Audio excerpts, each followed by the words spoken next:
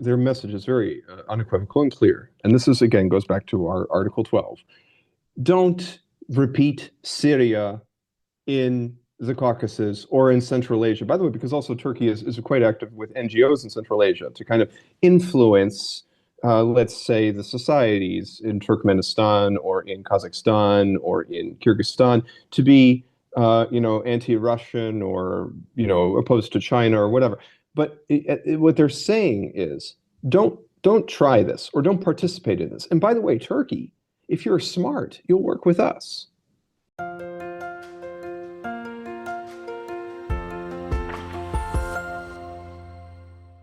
Hello, everybody. This is Pascal from Neutrality Studies, and today I've got a fascinating scholar with me. I'm talking to Dr. Pietro Shakarian from St. Petersburg's Higher School of Economics, one of Russia's most prestigious universities. Speaking fluently Armenian, Russian, and English, Pietro is a historian of Russia and the Soviet Union with a PhD from Ohio State University. He recently wrote a most detailed analysis of the new Russo-Iranian Strategic Partnership Treaty, which is what we want to discuss today. So, Pietro, welcome. Pascal, it's a great pleasure to be on your show. Thank you for having me. Thank you for taking the time on a Sunday. Tell me, first of all, because you decided to write a very long and detailed analysis what this new treaty means, and you also point out a couple of very important articles in there that I haven't seen in the general discourse. What exactly is the significance of this treaty to both of them, Russia and Iran? Well, first and foremost, we have to understand this treaty as a reflection of the strengthening of Russo-Iranian relations, specifically in the past 10 years, but you could even put it to the past 30 years. Now, I could even go back even further in the history, right? I start off my article with 1829 with Khosrow Mirza's, mission to St. Petersburg following the death of Alexander Griboyedov. But, the Russian-Iranian history from that point to today was a little bit, more varied. I mean, there were some ups and some downs and so on and so forth. I'm not going to go into that completely because the main focus I have today is to discuss this treaty. But this treaty really codifies on paper, and I note this at the end of the article, as a matter of fact. It really codifies on paper what the state of Russo-Iranian relations has become, because they had a treaty on the books from 2000, and that needed desperately to be updated, especially in light of recent events. Now, recent events, what do I mean? Specifically, we look at the Russo-Iranian collaboration with regard to Syria, right? We look at, especially at the period of 2015, exactly 10 years ago now. It's hard to believe, the time goes very fast. But also, in particular, there were also the developments in the Caucasus, there was also Gaza, but also Ukraine, and in particular Ukraine, because basically this kind of brought Russia and Iran closer together as two sanctioned countries, two countries that were pronounced to be isolated, quote unquote, by official Washington.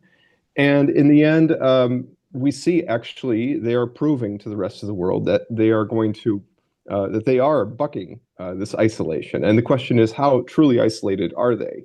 I mean, we're seeing in here articles in this treaty, for example, and these are the articles that are probably most discussed about how they're going to bypass SWIFT. They're going to create new kind of, economic exchange, mechanisms. Also, they discuss measures on mutual sanctions support.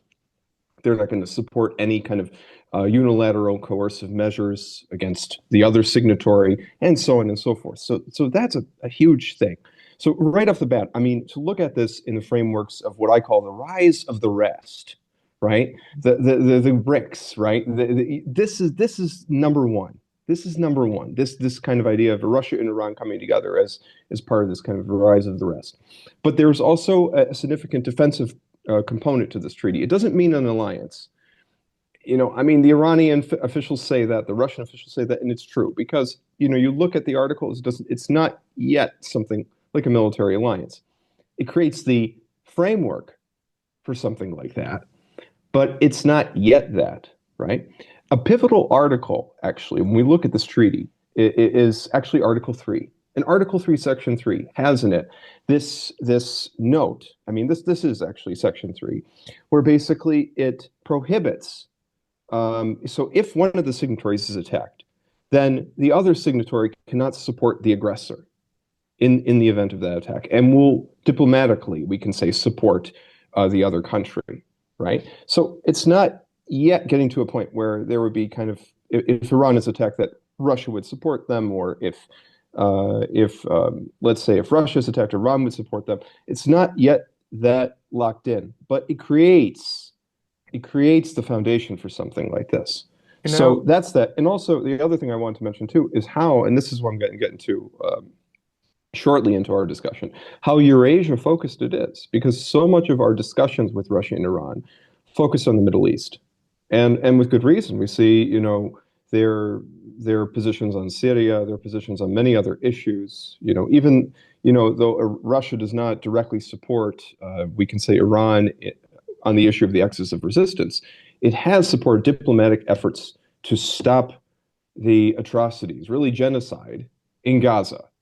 Right. So Russia and China were among the first countries calling for a ceasefire. We saw, unfortunately, what happened with that. But this treaty is of enormous historical significance.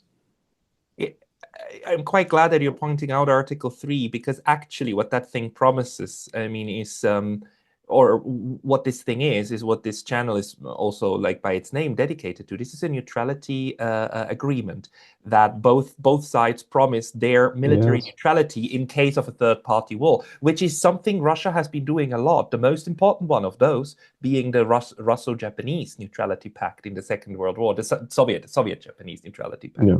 And actually, interestingly enough, Russia also has a similar article now with North Korea, at least if the North Korean publication of their treaty is correct. So do you think, is Russia currently trying to build a new network, not so much of allies, but of confirmed partners with this security components that would say, like, no, we will not ally, but we will not be enemies to each other?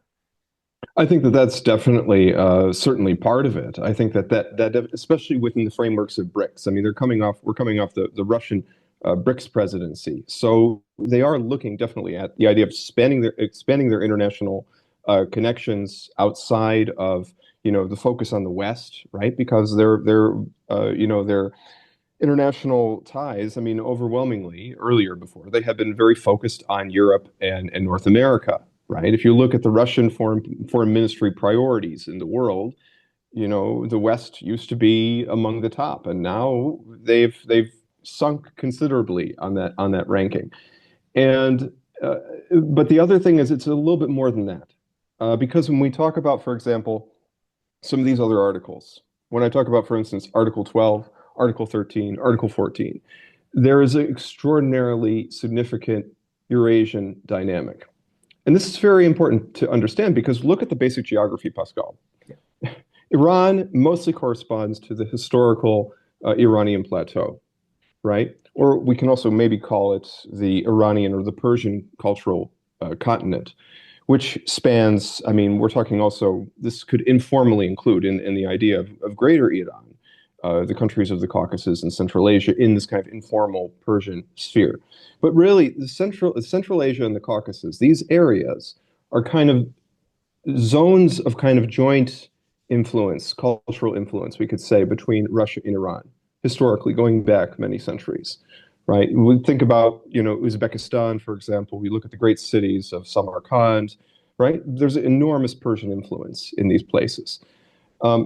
So you have that, but also it's extraordinarily important for Russia and Iran in a security framework, in a security dynamic, because it's also well known that the West, in particular Western warhawks and Western big energy, wants to get into this region to undermine the influence of Russia, Iran, also China, because Central Asia adjoins China, right?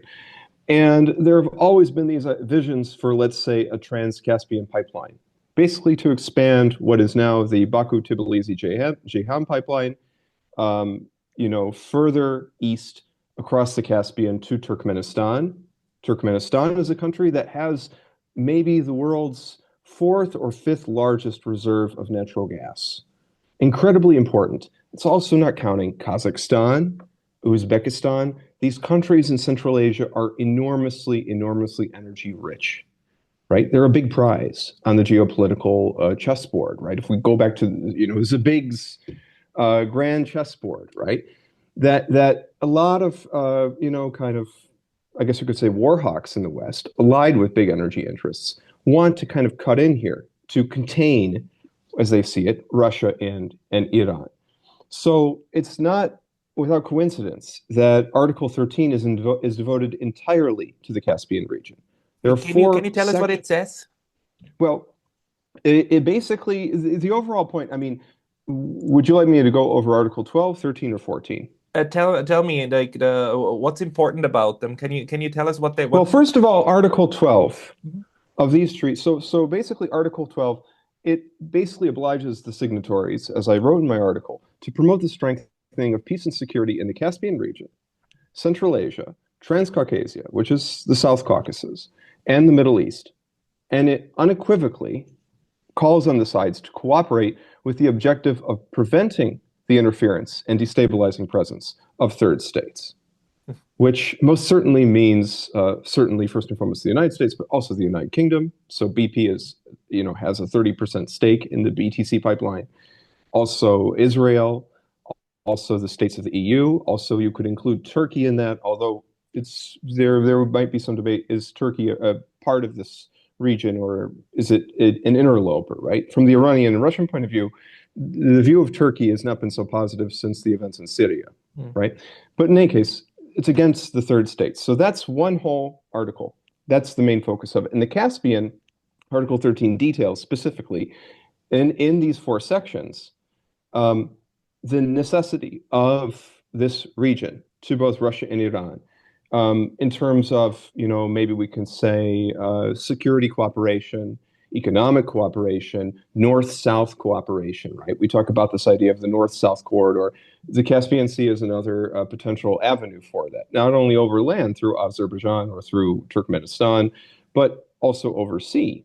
You have that option as well. And then, in addition, also even about cooperation in the energy sphere. That's a big one. Cooperation in the energy sphere, cooperation on ecological issues. We also have to think the Caspian is a common body of water between Iran and Russia, right? So there's that. But that article alone, you have to think. I look at this also as a historian because, I've written a book about, Anastas Mikoyan and Soviet nationality policy. I've studied the history of the Caucasus.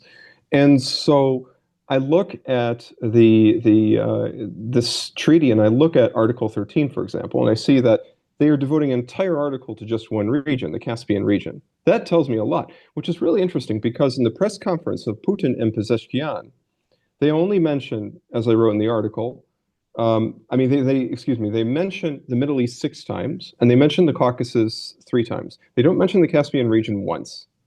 But yet, if you read the text of this article, if you read the text of this treaty, it's enormously significant in my point of view that they're devoting an entire article with 4 sections to the Caspian region alone.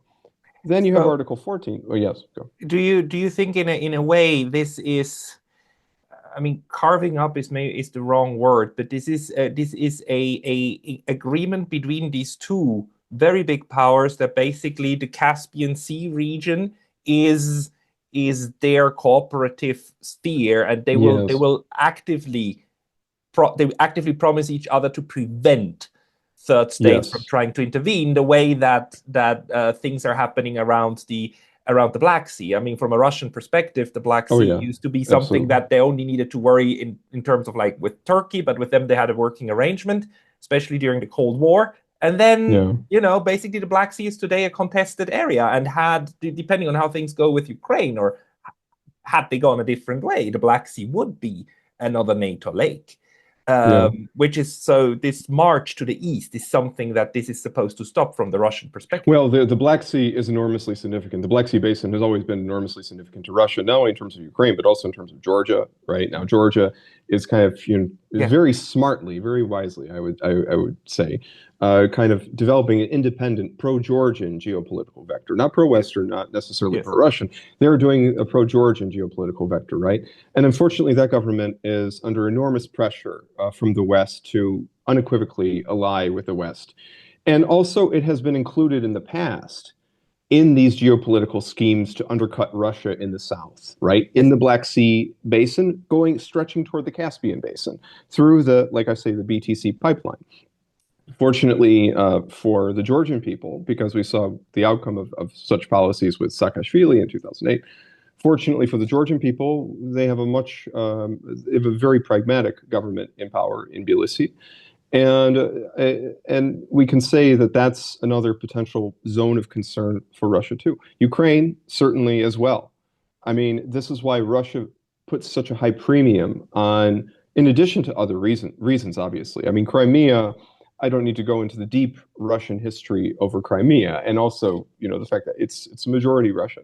But in addition to those very deep emotional reasons, the deep emotional attachment. I mean, we're talking also about the history of the Crimean War, World War II, and so on and so forth. But aside from all that, we can even go back to Prince Vladimir and his baptism. I mean, I can go deep into the history on Crimea and its importance for Russia.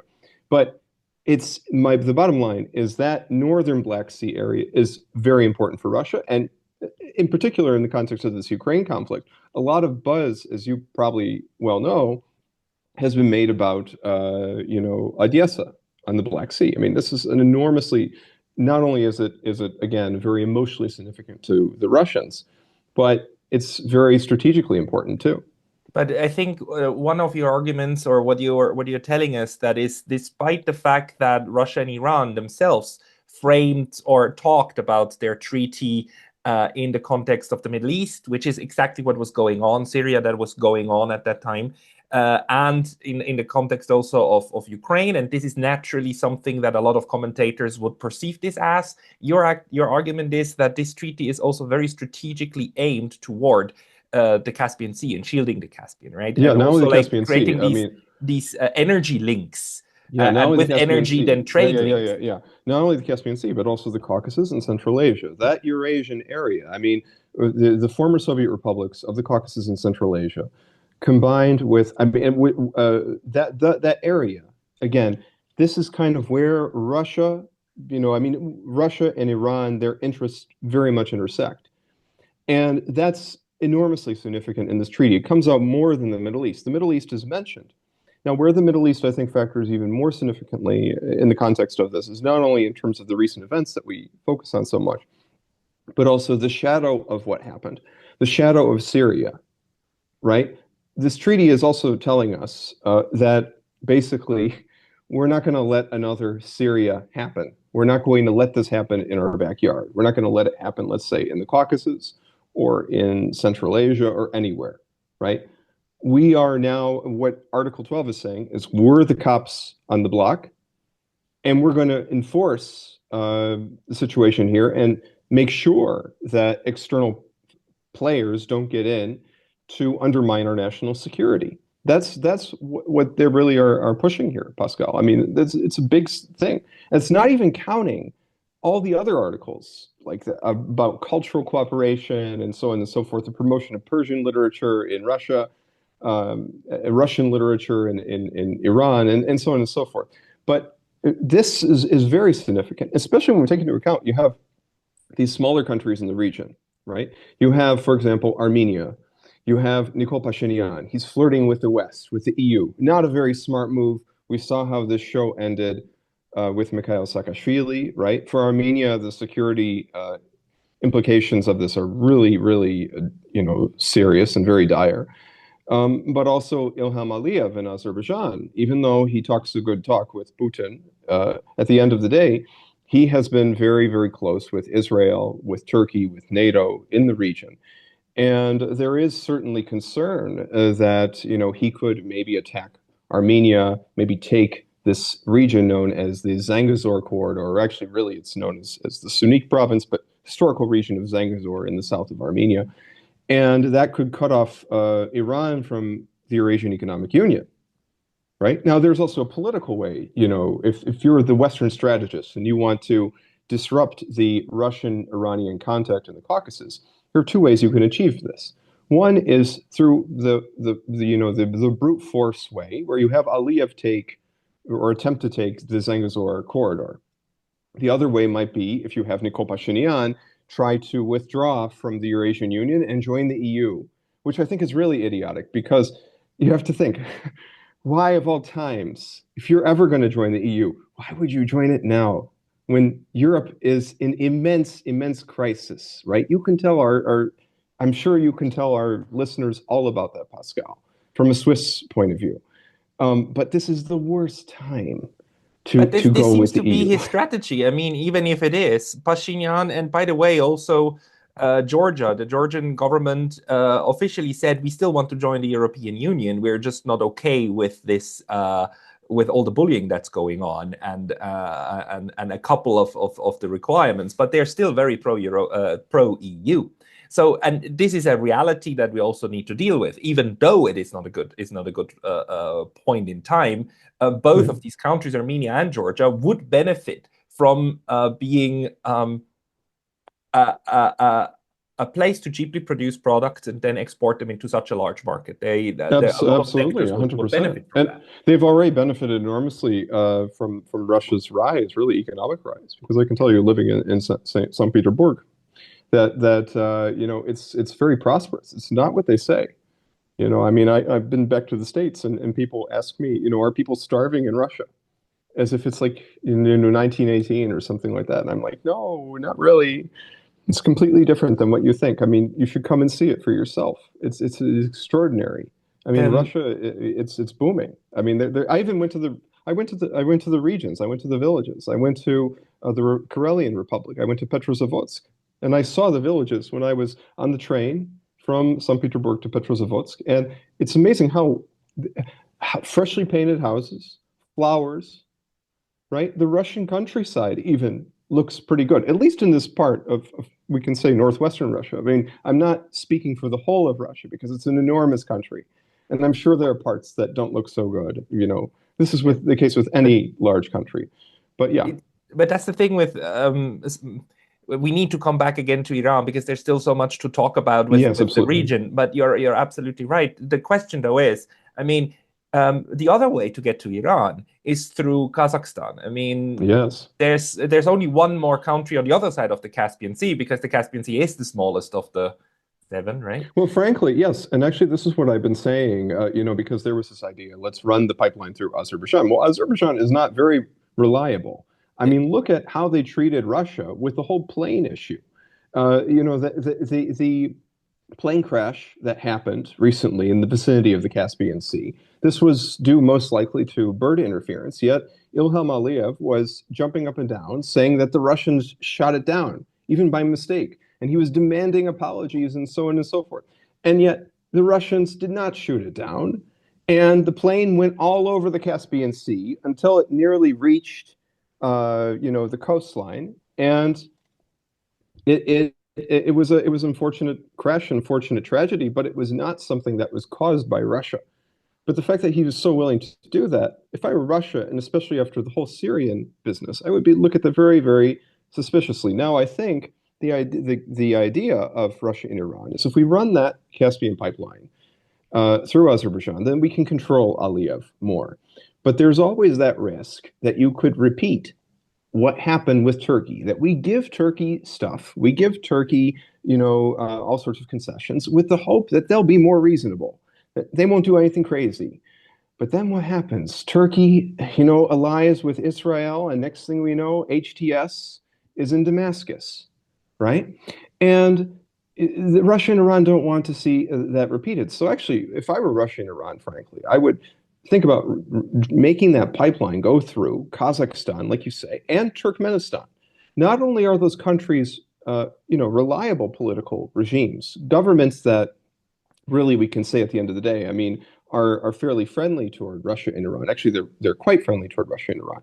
But also, the West is courting, in particular, the big energy, and they're really, really trying to court Turkmenistan to be part of the Trans-Caspian pipeline. you want to get them. If I were advising, if I were to say this to, let's say, the Russians, I would say, if you want, and the Iranians, I would say, if you want to really kind of wrap up the situation there, you want to kind of get them more, on your side, right? And a pipeline would be a good way to do that, right? And I'm sure the Turkmen would not object, Yeah, certainly, but something like this. but the treaty actually foresees the pipeline going through Azerbaijan, right? That's the No, plan. no, no, no, no. This was declared later, actually, one day after Ah, the treaty was signed, because I read the treaty. The treaty came out, they signed it, Pezeshkian and Putin signed it on the 17th of January. Then on January 18th, I believe, it was announced that there was this idea to run the pipeline through Azerbaijan, the post-Soviet Republic of Azerbaijan, which is important also to know because there's another very significant detail of this agreement, which is when we talk about defense of Article 3, Section 4 obliges the parties against supporting separatist movements on each other's territory. Now, Iran has a difficult history with this because, unfortunately, Russia, as the Soviet Union, had supported breakaway movements in northern Iran after the Second World War with the Kurdish Republic at Mahabad. By the way, that's Pezeshkian's hometown, Mahabad, and also the Azerbaijan Republic of northern Iran. Now, the original Azerbaijan, that would be Iranian Azerbaijan. The name of the Republic of Azerbaijan, that was adopted actually much later on in 1918. But that's a complicated history. The bottom line is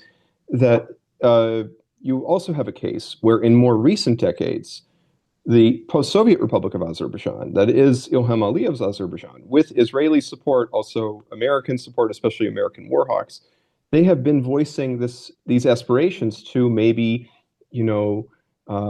claim the Azerbaijani inhabited areas of northern Iran. That's most of northern Iran is inhabited by Azerbaijanis. It's the Iranian Azerbaijan, and these kind of irredentist designs are even played up, like I say, by fellows at the Atlantic Council, like Brenda Schaefer. So this is something that concerns Iran. Plus, also that issue with the separatism. It's very relevant to Russia too, because you look at what Kaya Kallas of Estonia recently said. She was saying that we should aspire for not only Russia's defeat in Ukraine, but the breakup of the Russian Federation itself. And her point of view is also espoused by, many pundits in Washington, for instance, at the neoconservative Hudson Institute. So it's relevant to both Russia and Iran, this issue of the separatism. And that's another thing, too, that they would have to consider, that would, if I were them, looking toward the east, toward Central Asia, toward Kazakhstan, Turkmenistan, that would be of enormous importance. So, I mean, we are entering, or we are already inside this new multipolar configuration of the international system, or multinodal, if we go by Chas Frieden's conceptualization of it. And the point is the map of the world, the way that we are used to it, and this kind of relatively static moment, although that comes with a lot of asterisks because it hasn't been that static, especially in Europe after all. But this is not the case anymore. We are now in a world where the United States says, oh, by the way, Greenland's going to be ours. And Canada, why don't you join us? And we're going to get the Panama Canal. And Alexander Mercouris is saying, like, yeah, this is the return of the spheres of influence or interest. And we see now Syria. Syria is basically gone. A good part of it, chunk of it, is now being integrated into Israel or into Israel's occupation zones. I mean, Israel itself is a state that is constantly morphing and has no concrete borders. But we also see how Turkey is taking good parts of it, and we see how states are trying to reshape the map. And do you interpret the treaty that we're talking about as something that goes in that direction, or rather something that tries to say, like, no, we will try to create stability in the region, so that we can do business with each other? I think it's definitely the latter option. They don't want to see the dissolution of the post-World War II order. I mean, they don't want to see, necessarily a world where it's dog eat dog, right? Or the right of the strong. You're hearing this kind of talking points now that we can take, for instance, when we talk about Greenland, this kind of rhetorical points that we could take Greenland militarily. This is not in the view of Russia and Iran. They don't want this, right? On the other hand, they don't want, third-party states to, intervene in the region to create chaos and to create conflict and so on and so forth. But they envision basically an area of cooperation where states represent their own interests. And if they're smart, it's a big, big, if they're smart, they will see the benefits of working closely with their neighboring countries like Russia and Iran economically, Yeah, I and, mean, and through business, through energy, and so on and so forth. in this sense, it's a counter strategy a strategy to counter the effort of the US and Israel in the region, because it is by now utterly clear that the entire thought process of how to have Israel prosper is by laying waste to everybody around it, right? Just burn it all and make sure that everybody fights with each other so that you can prosper. Well, and I mean be great. that's the idea, but I mean, even in the long term, you'd have to ask yourself: is that even good for Israel's security? Yeah, I think it's bad, but I there's a do think serious it's the question. strategy that they're I pursuing. agree with you. That is the strategy, unfortunately, and it goes back even to Iraq. Yeah. When we look at Iraq, when we look at not only Iraq but also Libya, we look at Syria, it goes on and on and on. And I think, frankly, this treaty says no, we're not going to have that. There has been, unfortunately, some speculation, by the way, that could Iran end up like Syria? Yeah. Be under such sanctions pressure and all that. One thing I will say though is Iran, from what I know about Iran. I think Iran as a state is strong enough that it can withstand this. Plus, also, you have to think, Pascal, they control their own natural resources. The Assad government, the oil was controlled by the Americans, whether it was directly controlled by the American troops or by the Kurds. And it was very hard to sustain such a regime or such a government on a basis where there was little control or no control really of the natural resources that would help enrich it, that would help sustain it. And there was enormous problems with corruption, as we know, and it's extraordinarily unfortunate for the Syrian people. On the other hand, from the Russian, It's absolutely horrific, and the wet dream at the moment, at least in Tel Aviv and Washington, is to pull that off on Iran, right? Then break it up and break up Russia. I mean, break everything up. and I know, and it would be cataclysmic if that happened. Well, first of all, also you have to think, even when we talk about Iranian Azerbaijanis, they're not interested in becoming part of, for example, Ilham Aliyev's Azerbaijan. Azerbaijanis in Iran, Azeris, they're very integrated within Iranian society. They see themselves first and foremost as Iranians. And a great example of that is the president, Pezeshkian. Or Khamenei, by the way, is also Azerbaijani origin. I mean, they're very integrated within the Iranian culture and Iranian elite. Azerbaijan in many ways, I mean, for Iran, it's almost like you could liken it maybe in terms of its historical relationship, maybe to Manchuria to China, or maybe to historically Ukraine to Russia. It's a very, very important, enormously important region. And the Azerbaijanis in Iranian Azerbaijan don't want to have anything to do with the post-Soviet republic. They're just fine being part of Iran. But there is this, like you say, this kind of very strong neoconservative idea that let's break them up, and not only break up Iran, break up Russia. There even have been movements to support different republics in Russia from breaking away. And I don't just mean Chechnya. I'm also talking about, the Komi Republic, let's say, for example, or Kalmykia, you name it. There have been, these efforts to balkanize Russia. And the balkanization, they might seem like wonderful master plans to certain thinkers in the Beltway in Washington, D.C. But imagine the enormous consequences of this. If that did succeed, it won't succeed. But if it did succeed, it would be cataclysmic for Eurasia, right? Imagine all the security problems you would have, all the new issues that would be there if you had a million statelets in the landmass of northern Eurasia and also the Iranian plateau. It would be a mess. It would be a mess, Pascal. And they don't understand it. Iran is the size of Mongolia. It's not Syria. It's the size of Mongolia. I mean, it was 10 years of war when the Balkan was balkanized in Yugoslavia, and it was absolutely horrific. And it was also bad for the Europeans, which just makes it crazy that the EU Europeans are all on board with this kind of stupid strategies. But there's one more wild card that I would like to get your take on, and that is the Turks. Historically, the Turks have always been playing with everybody. and Yes, playing everybody absolutely. against everybody else. And they're doing the same thing again now. And if you look at the Turkish world, I mean, the Turkish world obviously extends all the way to Turkmenistan, right? Yeah, This, or even beyond. I mean, to Kyrgyzstan. I mean, or yeah, even yeah, yeah. even to It's even all the way to. I mean, we could take all the way to Kashgar, right? I mean, we could take it all the way to Urumqi. You know that there are Turks, as we know, in Western China. When we talk about the Uyghurs and all of this business, but absolutely. But and yes. this is, I mean, they're of course separate from today's like political Turkey, so we cannot, but this is a consideration that needs to be kept in mind, especially if we look at the intersection around Georgia, Armenia, and Azerbaijan, which is Hmm. really a focus point now. um, how do you think, or what do you think the message of Tehran and Moscow is toward Turkey when it comes to this region? Like I said, they're not going to. Their message is very unequivocal and clear. And this is again goes back to our Article 12.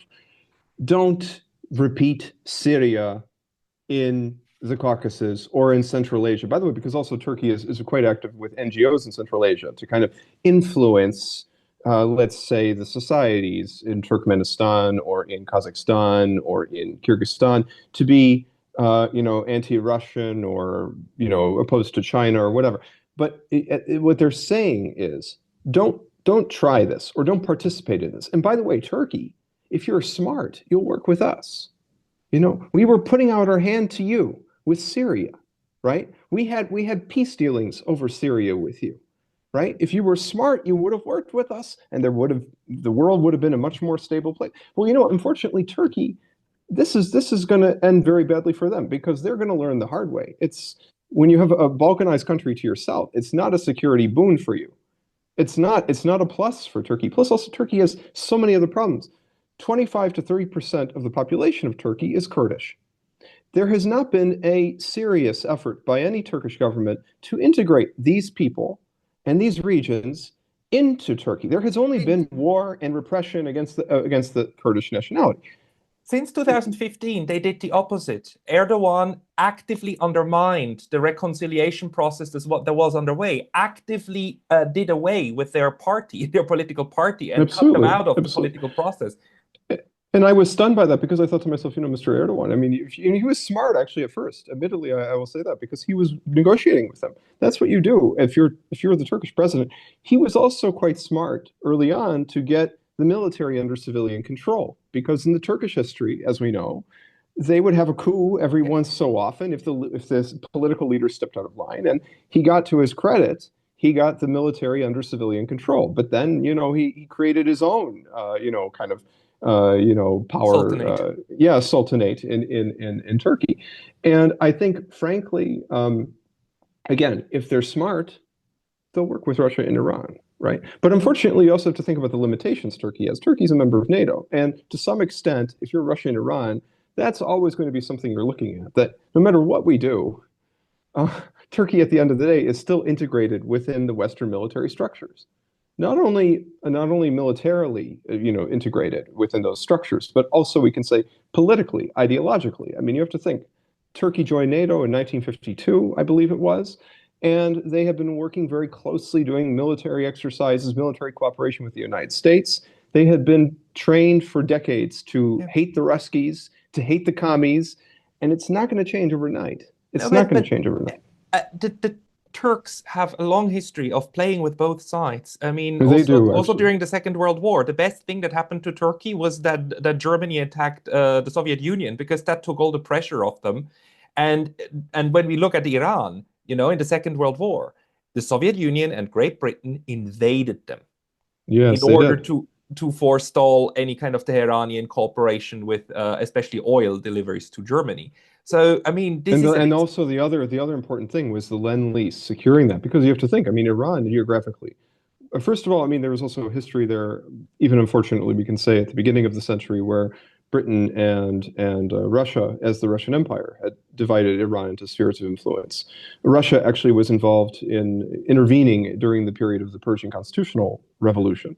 But um, when we look at this period of World War II, a big element of it was the Lend-Lease supply to secure those supply lines between Britain and between the Western Allies and between the USSR.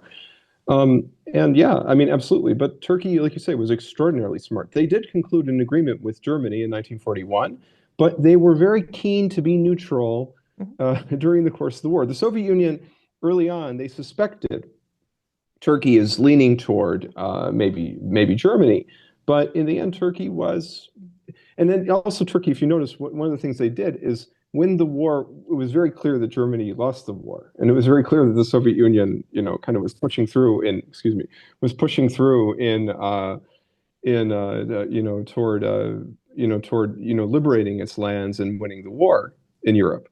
That all of a sudden Turkey declared war on Germany, like at the in in very in end, in February absolutely, 45, and of course absolutely, absolutely, they never absolutely, ever absolutely, shot a shot at the Germans, but they yeah, did that in time also in order to join the United Nations. So Turkey is actually really good at smelling oh yeah, the change of absolutely. time. Now, but if we now suppose that we live in this world in which we again are rather closer to a system of the 19th century than of the 20th, and there are no permanent friends, there are only permanent interests, and Russia and Iran accept that premise, but currently their interests align, so they would like to create stability in their immediate neighborhood. Um, what do you how do you how high do you think is the chances that they can achieve it with this treaty and with the cooperation that they're trying to get going also through BRICS and integrating Turkey through BRICS in that idea? Is that going I to think I think definitely they're going to succeed. I think that I can't say how successful they'll be in terms of bringing in Turkey to that, because Turkey, as we know, I mean, look at what happened with Syria. Like again, I bring up that point. But between them and between their cooperation in Eurasia, I think it's a very good future, and I can only see positive out of that. Also, you have to think Russia has a long tradition of Iranian studies as well. So there's also envisioned in this agreement, by the way, academic cooperation, like I said, also cultural cooperation. It's going to be big, and unfortunately, the significance of this was missed on many Western commentators. I mean, maybe they might have framed it as some sort of, in a crude way, as some sort of military alliance, but it is, it's not necessarily an outright alliance, but it is extraordinarily significant. I mean, if you look at it from a historian's point of view, Pascal, it is incredible. one more point that also some commentators made, especially Alexander Mercouris, is that there's might also be the Russian interest in reassuring security-wise the Iranians that they don't need a nuclear weapon in order Yeah. to be safe. Do you also see that aspect in this? I do, because they don't want Russia does not want nuclear proliferation. They want to kind of contain that, and they want to promote the peaceful use. I mean, that this was also another article of the treaty that Russia would assist Iran in the peaceful development of nuclear energy. Right now, I can't say how Israel will interpret that. If Israel will, you know, make allegations that Iran is creating the bomb or something like that in order to kind of create a reason to go to war with them. But I think at the end of the day, Iran will. I think Russia will not allow such a scenario to pass. I think that Russia, again, it does not want Iran to develop a nuclear weapon, but it does want, and I think also the Iranians too, don't want themselves to develop a nuclear weapon. The only reason that this idea comes up is simply because they think if we have no choice, if we're in a hostile environment, we have to develop a nuclear weapon, right? It's very important to point out that that Ayatollah Khomeini is the one who says, like, no, we're not going to do that because it's against the teachings of God. This is an ungodly Absolutely, weapon. absolutely, This is absolutely, important to absolutely, keep in mind. absolutely, and everybody, skips over that detail, which is rather significant in the West. And I don't think that they have that desire, but I do think that they do have the desire to use nuclear energy in a peaceful way, and they can certainly work with Russia on that. And they are. I mean, this treaty, Pascal, I can't stress enough. It lays the foundation for big, intensive cooperation between Russia and Iran.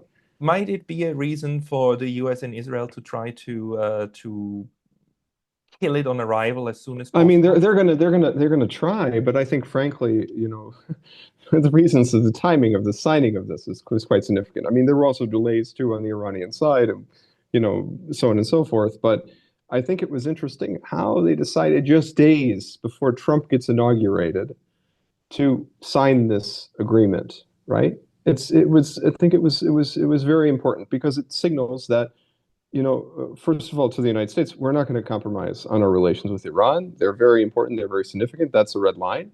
Even to the point that if you try to integrate us back into the world community, let's say somehow, and Ukraine is another topic for another day. I don't want to go into that. We only have a few minutes, left. But if somehow, the Ukraine war were to end tomorrow, and you were to integrate us back into the international system, there is no way that we would be willing to play along with sanctions against Iran or any kind of limitations against Iran again, right? So don't even dream about it, right? And that's one of the messages that they're sending when they're signing it, on the eve, literally, of the inauguration. And also they're sending a signal to Israel: you better not try anything, right? You better not think that you can get away with some war against Iran. First of all, I mean, just the idea of even doing that. I mean, think about the size of Iran. Like I said, it's the size of Mongolia. It's a huge country. And to think that they could get away with a Syria style operation, that's the problem. I mean, the problem is the neocons are a group of people who have a long history of utterly overestimating the power of the United States military. But yes. Once they light the goddamn thing on fire, it burns, and it sometimes even burns them, right? Absolutely. I mean, it's like they're playing. But they do it yeah. anyhow. So that's the tragedy, which is why Iran, even if you think that there's no rational strategy to win a war against Iran, you still need to be worried that these lunatics will do it. Well, I agree with you, actually. It was quite interesting, because I was at this conference recently in Yerevan, and there was an American colleague there, and there was a Russian colleague there. And it was interesting because the American colleague was saying, that I think Netanyahu is going to push for war with Iran. And, the Russian colleague was saying, well, no, I don't think he's that crazy necessarily. But, you should not underestimate them. Even if it looks completely irrational, they might go ahead, and they might actually go, along with launching an attack. And it would be incredibly destabilizing and incredibly tragic. But that doesn't stop them. I mean, we see, and it happens over and over and over again. Like Jack Matlock, the former U.S. ambassador, said, the definition of stupidity is doing the same thing over and over and over. And that's exactly what they did with Iraq, with Libya, with Syria. It goes on and on and on. But the point again is, like, it works if the strategy is to destroy everything, right? And that, absolutely. to me, even if nobody enunciates it, even if maybe nobody thinks about it, this is currently what is happening, what is naturally occurring in that region. Naturally occurring, sorry, I mean, what's unfolding. And if they continue that, they might try it with Iran. They might. Well, unfortunately, I mean, and that's what Iran has no illusions about that, and neither does Russia. And the other thing we can also say is, if you're a small state, right, in this great game, whether you are Armenia or Georgia or Azerbaijan, the best strategy for you to take would be, and I think you would endorse this, neutrality. Of right? course. Try and work with the larger powers and get along. And actually, also, what that does is it enhances your it enhances your value, right? Because if you're neutral, then you become a player. You become a subject of international law, not an object of international law. The tragedy of Ukraine is that Ukraine was totally safe and fine and sound as long as it was actually neutral. Yeah, the moment it drifted away 100%. from that, the greatest security is not having the most bombs. The greatest security is nobody wants to attack you. Absolutely. And actually, that's what, I think, we were talking about this before, the beginning of the recording, but I mean, Finland is a great example. Why would you, pitch your, why not when you pitch your neutrality, you're throwing away your sovereignty. You're throwing away your ability to be, Finland was a player when it was neutral. Same thing with Sweden. It's a player when it's neutral. And I'm a little bit concerned even about Switzerland from some of the news reports I hear once in a while. Yeah. So, I hope, again, for small states, the best course is to be neutral and to avoid these kind of entangling, these kind of geopolitical entanglements. Yeah. Completely agreed. And for large states, they are striking big deals again. So, Pietro, if people want to read your analysis, where should they go? They should go to the American Committee for they should go to the American Committee for U.S.-Russia Accord. I'm so used to saying East-West Accord, but they should go to the American Committee for U.S.-Russia Accord, They'll find it there, and also on antiwar.com. So again, the website antiwar.com and American Committee for U.S.-Russia Accord. Those are the places you got to look. And this is, yeah. Everybody, you heard where to go, and we will have certainly Pietro back on the channel again. Pietro Shakarian, thank you very much for your time today. Pascal, thank you for having me, and good luck with your other endeavors Thank you. on this Sunday.